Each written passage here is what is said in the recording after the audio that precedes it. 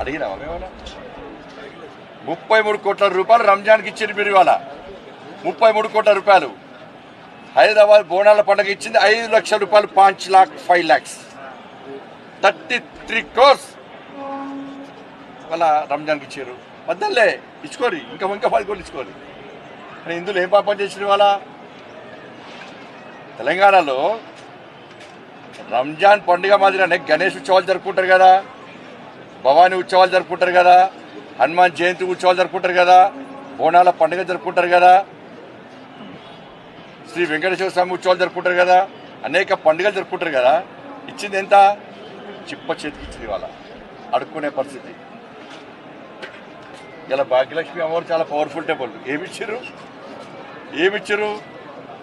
భాగ్యలక్ష్మి అమ్మవారు ఒక భారతీయ జనతా పార్టీకో లేకుంటే ఇంకో మా నాయకులకా గుడి చెప్పినా, నేను గతంలో చెప్పినా మళ్ళీ చెప్తున్నా.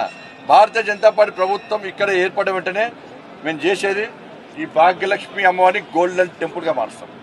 పక్కా మారుస్తాం, గోల్డెన్ టెంపుల్గా మారుస్తాం. అనుమానం అంతకు చెప్పినా మళ్ళీ చెప్తున్నా. అంటే 30